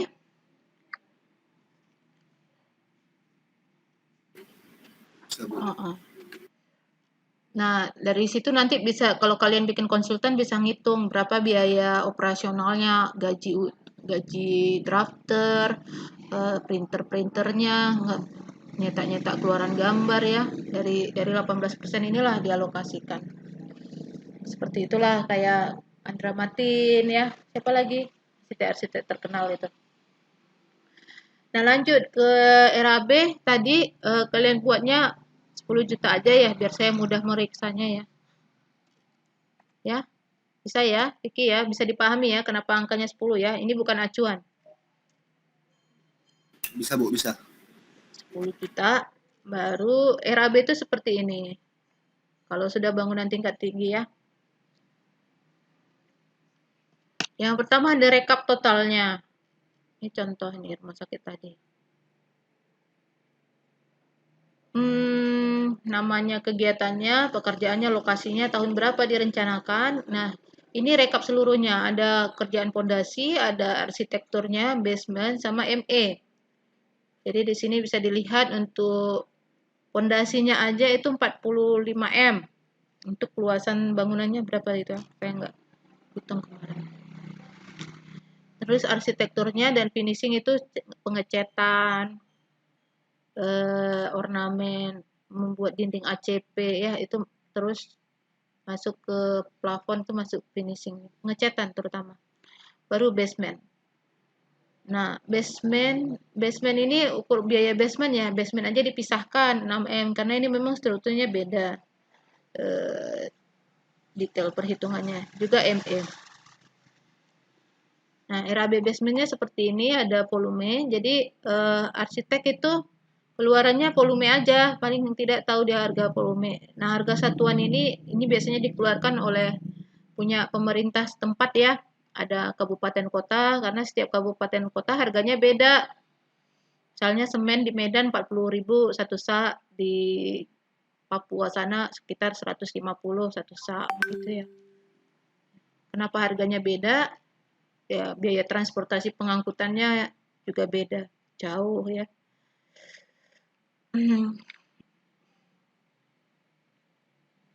Ini untuk pekerjaan basementnya, terus rekap untuk strukturnya. RAB strukturnya juga prinsipnya sama, semua sama prinsipnya ya. Tabelnya itu ada uraian pekerjaannya apa, dari pondasi persiapan, pondasi, struktur, lantai 1, 2 sampai atas, baru volumenya, harga satuan, baru jumlah harga, baru direkap total berapa jumlah biayanya di akhir. Nah, inilah yang masuk ke rekap total ini 45. Sampai di sini bisa ya dipahami ya. Jadi sheetnya banyak. Kalian jadi arsitek kalau bisa mengerjakan suatu proyek ya harus bisa juga program Excel, harus dikuasai. Nah, karena tidak ada mata kuliah khusus untuk belajar Excel, ya kalian harus belajar mandiri ya. Saya juga dulu mendapatkan ini belajar mandiri. Jadi banyak hal yang di kampus itu belum tentu bisa didapat. Jangan mengandalkan kampus saja. Mengandalkan pembelajaran di kampus aja nggak cukup untuk modal kalian di dunia kerja. Apalagi kalau kalian tidak mengerjakan tugas-tugas yang diberikan oleh kampus. Lebih banyak lagi yang harus disiapkan. Jadi kalau proses tugasnya tadi masih seperti yang masih denahnya pun belum sesuai dengan, nggak tahu notasi pintu, tidak tahu besaran parkir. Nah, itu belum siap kerja itu. Belum siap. Ya Febri ya, hati-hati ya. Kamu pikirkan masa depan kamu, bukan mikirkan nilai. Kalau kamu memikirkan masa depan, nilai kamu akan bagus mengikuti. Tapi kalau kamu memikirkan nilai, belum tentu masa depan kamu bagus. Ya, jadi jangan cuma nyari nilai di kuliahan. Cari ilmunya ya. Kemudian udah dapat ini ya. Ini RAB finishing, arsitektur nih ya.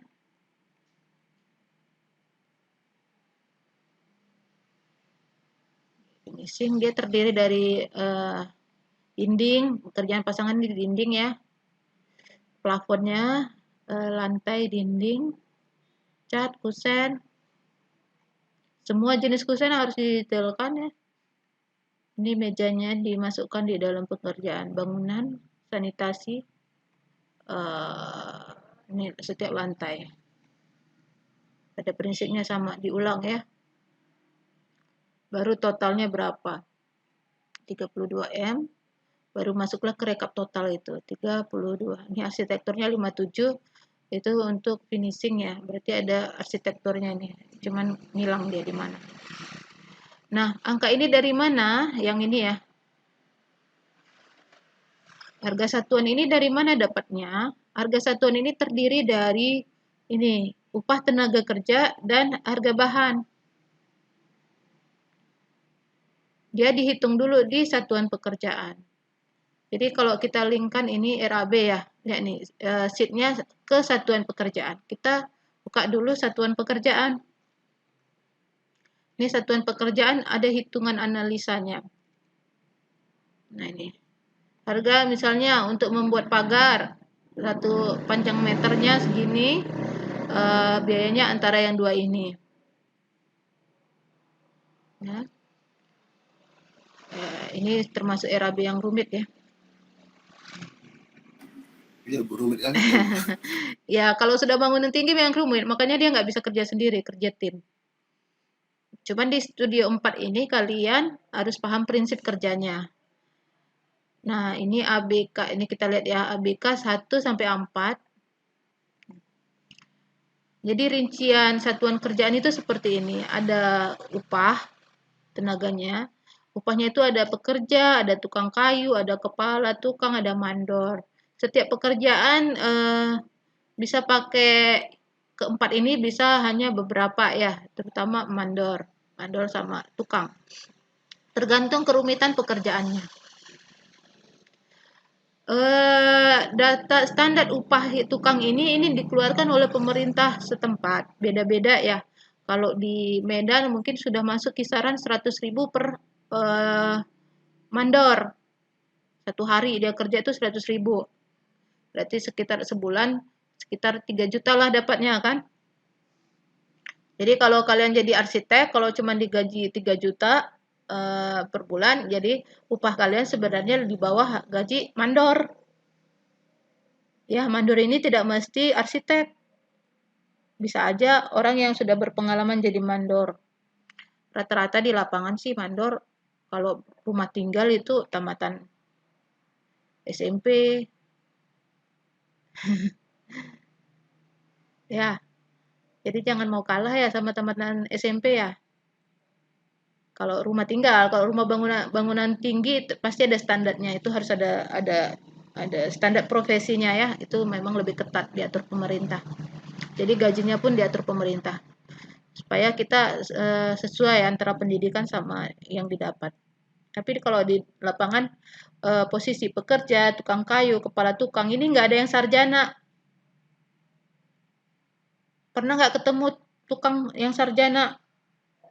Saya nggak pernah ketemu sih. STM aja jarang. Nah, upahnya begini. Sudah, baru ke material. Bahannya apa saja? Kayu ini ya. Jadi untuk pekerjaan buat pagar, ini dia upahnya. Baru bahannya ini saja. Nah, koefisien ini namanya koefisien. Ini didapat dari SNI. Standar Nasional Indonesia. SNI punya datanya. Untuk pekerjaan ini standarnya upah dapat berapa koefisiennya. Yang ini dapat dari pemerintah daerah. Ini dikali ini keluarlah angkanya ini. Jadi prinsip kerjanya begitu ya. 55 kali 0,2 dapatnya segini. Sudah, baru untuk material juga begitu. Dalam 1 meter pekerjaan pagar, dia butuh 1,25 batang, 2,5 kg semen, 1,2 seng, dan yang lainnya. Baru dijumlahlah itu, ini ditambahkannya profit sama overhead itu peralatan ya, misalnya penyediaan martil, alat-alat kerasnya lah ya. Baru di total sekitar ini 587. Inilah prinsip dasar ngitung RAB. Dapat harga satuan ini per pekerjaan, masuk tadi ke ini ya, satuan pekerjaannya ini totalnya. Jadi masing-masing ini diuraikan. Kode ini kode SNI. Di SNI ada. Kalian cari SNI untuk pekerjaan dinding. Itu keluar angka-angkanya. Sudah. Kemudian balik ke sini sebentar ya. Ini tadi harga upah ada standar pemerintah, OMR lah istilah kita, upah minimum regional. Itu ditetapkan provinsi, ada juga yang ditetapkan oleh pemerintah kota. Nah, ini tergantung mau pakai mana, pemerintah kota atau provinsi. Kemudian biaya material. Nah, biaya materialnya ini. Ini juga ditetapkan sama pemerintah daerah, yang digunakannya berapa per satuan ini ya, satuan kilogram, lembar, batang, itu ada ditetapkan pemerintah, ada daftar yang dikeluarkan. Kalau tidak ada material ya, misalnya nih arsitek kan suka pakai material baru, pakai pintu otomatis, pakai sensor, jadi jarak 2 meter pintunya terbuka sendiri, nggak usah dibukain. Nah, sensornya itu mungkin tidak ada di standar pemerintah daerah, maka dibuatlah nanti LS ya, dibuat LS atau lansam, hitungan sementara. Nah, lansam ini ada aturannya cara membuat harganya. Tapi prinsipnya dia bisa diaudit. Harganya memang tidak ada markup. Tahu ya markup ya?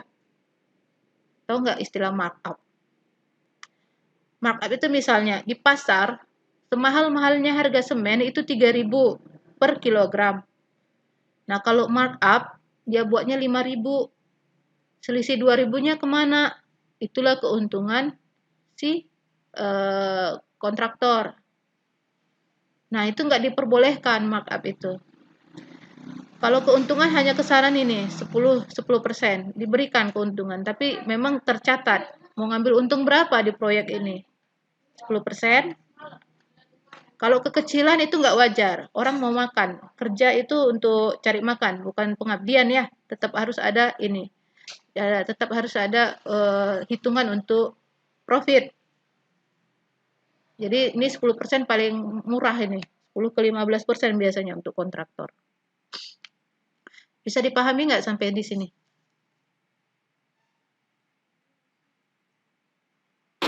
Bisa, Bu. Ini lebih ke dunia kerja ya.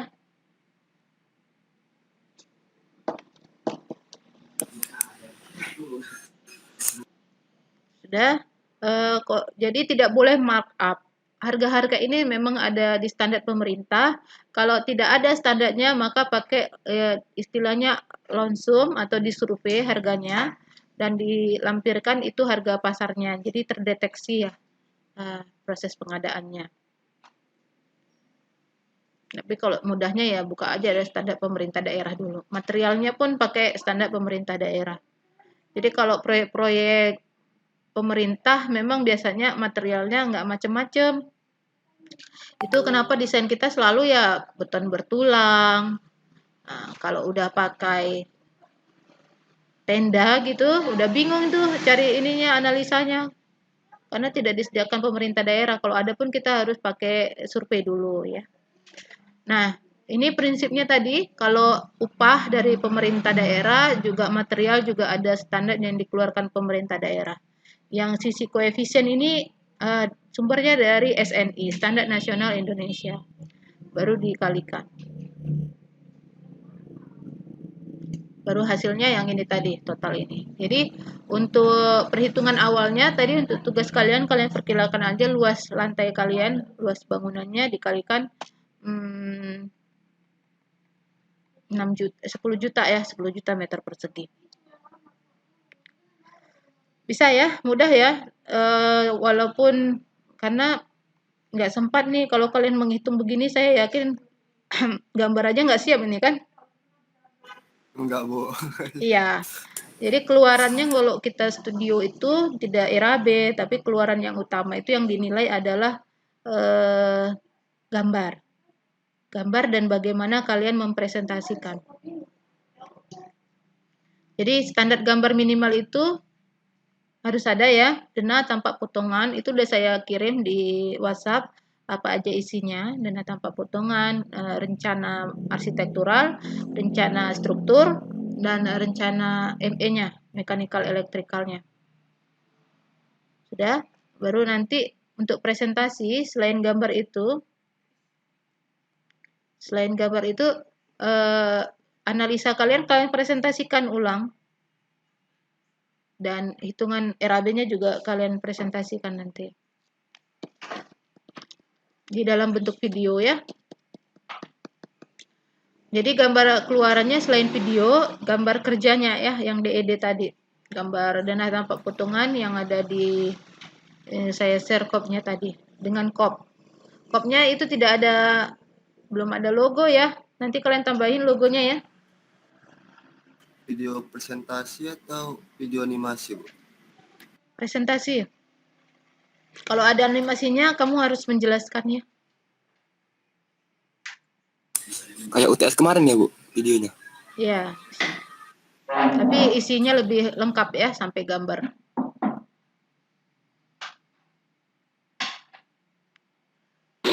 Berarti gambar kerjanya itu formatnya PDF kan? PDF. Tapi kalau PDF ya, dimensinya saya bisa baca ya.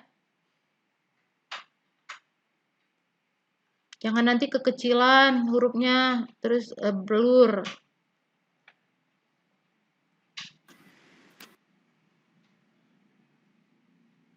Bisa? Kalau nggak sempat PDF, AutoCAD juga nggak ada masalah deh. ya. Yang penting penilaiannya itu di isi gambarnya dapat nggak? Jadi ada daftar, ada gambar halaman, judul gambar apa namanya, sampul depan, baru daftar isi, baru di bawahnya itu gambar arsitektur, gambar struktur, gambar FE. Itu untuk gambar.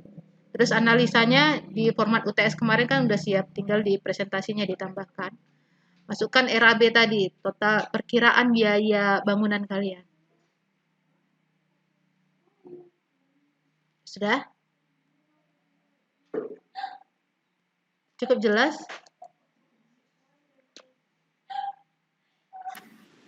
Terakhir kapan, Bu?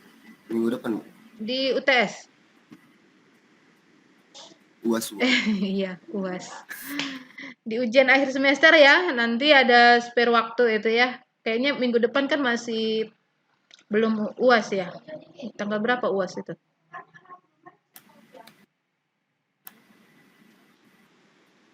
Udah saya buat di grup UAS berapa? Tanggal 9 Juli ya? 12 12. untuk reguler 1. Kalian reguler kan? Jadi waktunya cukup panjang nih, 2 minggu ya? Lebih ya? 2 minggu bisa lah ya untuk keluarannya untuk semester. Jadi buat target gambar, sehari ini gambar apa yang siap dan kapan kalian buat videonya. Saya pikir cukup lah untuk membuat keluaran gambar itu. Seminimal-minimalnya yang diminta di KOP itu ada ya. Detail, terus gambar ME, gambar struktur. Denah tipikal ya, denah tipikal tadi saya nggak buat itu. Nanti di ujian semester saya munculkan lagi itu ya. Jadi di ujian semester itu kalian tinggal baca soalnya, tinggal melengkapi. Di ujian semester. Jadi 2 minggu ini selesaikan target gambar. Di ujian semester nanti saya udah sampaikan soal ujiannya apa, berapa durasi videonya, jadi udah fokus ke buat presentasi aja.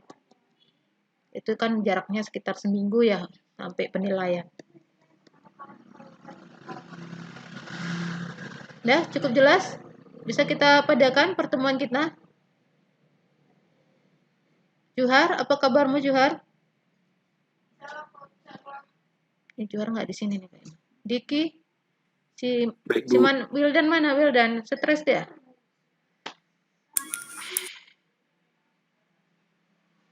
Jangan mudah menyerah ya jadi arsitek ya. Memang dunianya harus tahu semua. Walaupun sedikit-sedikit, tapi tahu. Karena kita menyediakan ruang untuk semua orang. Bahkan menyiapkan ruang untuk orang mati ya. Kan ada desain kuburan ya. Itu kayak mana coba arsitek mendesainnya coba? Kuburan yang nyaman ya. Oke, coba tampilkan dulu wajahnya semua sebelum kita tutup. Ini masih segar-segar apa gimana nih? Nah, ya, masih sehat-sehat ya kalian kan? Febri ingat ya masih jauh itu kerjaan kamu. Jangan ambil standar minimal. Kalau mau kejar nilai nggak guna itu nilai itu. Saya kuliah nggak dapat apa-apa sebenarnya. Yang banyak itu dunia kerja. Tapi di kuliahan ini kalian saya bimbing dengan banyak memaparkan bagaimana hasil kerja di dunia kerja sebenarnya ya. Jadi sebenarnya bisa dimaksimalkan kalau diskusi tanya jawab.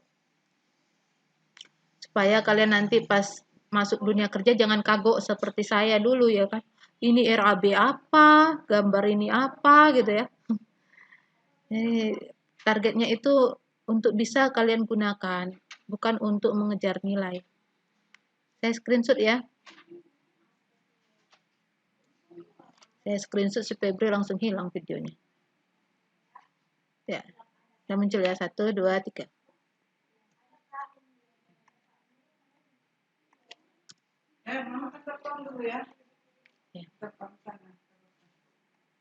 Oke, sampai di sini kuliah studio kita hari ini. Tetap semangat ya. Kalau ada pertanyaan-pertanyaan teknis, silahkan melalui WhatsApp group dan juga saya akan. Kalian butuh nggak contoh gambar tadi? Kalau nggak butuh, nggak saya upload di e-learning. Betul. Betul ya. Oke, nanti saya upload. Tapi kalian kerjakan tugasnya, mungkin tidak saya upload dalam hari ini ya, untuk contoh-contoh itu, karena lumayan. Harus ada saya tutup itu si pemberi tugasnya, karena itu kan hak ciptanya ada. Oke, sampai di sini ya kuliahnya. Tetap semangat mengerjakan tugasnya. Billahi taufiq wal hidayah. Assalamualaikum warahmatullahi wabarakatuh. Waalaikumsalam Waalaikumsalam warahmatullahi wabarakatuh.